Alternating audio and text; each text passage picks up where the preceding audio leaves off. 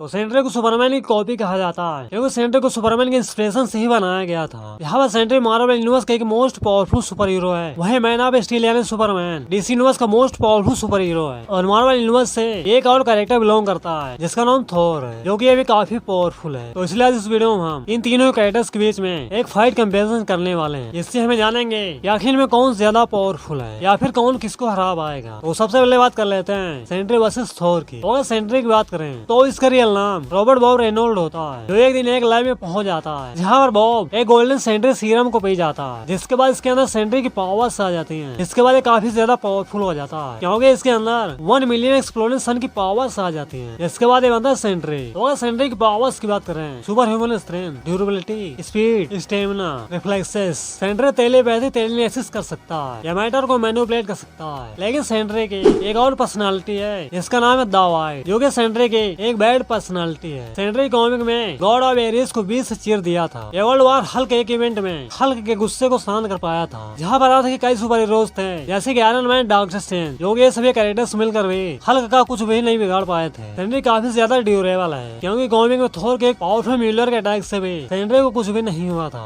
ये हल्क के powerful punches को भी सर्वाइव कर लिया था। सेंट्री लाइट के स्पीड से तेज स्पीड में रन कर सकता है। सेंट्री अपनी बॉडी सिर्फ एक ही पार्ट से खुद को हील कर सकता है क्योंकि एक इमोर्टल है। सेंट्री मोलिकुलर मैन को भी हरा चुका है। तो इसके बाद अगर थोर की बात करें तो थोर एक गॉड ऑफ थंडर है, जो ओडिन का बेटा है। थोर एक एसगार्डियन गॉड है और थोर के पास जो पावर्स हैं super human strength, durability, speed, stamina, fly. Thor के पास एक म्यूलर नाम का वेपन था जिसको थोर की बहन हेला ने डिस्ट्रॉय कर दिया था। और फिर जिसके बाद थोर नेडाब्लेयर जाता है जहाँ पर थोर एक स्टॉर्म ब्रेकर नाम का वेपन को बनवाता है। और जिसके बाद थोर ने थोर इस पावरफुल वेपन से थंडर को छाते को चीर दिया था और जहाँ पर पूरे 6 इन्फिनिटी स्टोन्स के पावर्स को भी डिफीट किया है। थोर वेदर को कंट्रोल और उसमें मैनिपुलेट कर सकता है। थोर लाइटनिंग कर सकता है और इसी किसी के ऊपर अटैक भी कर सकता है। तो अगर थोर की फील्ड्स की बात करें तो कॉमिक में थोर एडामेंटियम से बने केबल को तोड़ दिया था। थोर वर्ल्ड इंजन को पुश कर चुका है। थोर फिनिक फोर्स को भी हरा चुका है। थोर हरकुलस से फाइट कर चुका है। थोर कॉमिक में हल्क को हरा चुका है। थोर एक सेलेस्टियल सिर को अलग कर दिया था। ये गैलेक्टस को हरा चुका है। ये प्लेनेट को डिस्ट्रॉय कर चुका है। और इसके अलावा थोर ने कॉमिक में कई फीट्स को शो अप किया है। तो अगर बात करें दोनों की फाइट के विनर होने की, तो पावर्स के मामले में सेंट्री थोर से आगे है, लेकिन थोर से ज्यादा जीनियस नहीं है। और जो कि थोर को कई हजार सालों का बैटल एक्सपीरियंस है, जिसके बाद सभी पावर्स गॉडली हैं। और यदि अगर सेंट्री वाइड में चेंज हो जाए तो ये थोर के लिए मुश्किल हो सकता है, लेकिन जब अगर थोर सेंट्री को वाइड में चेंज होने से पहले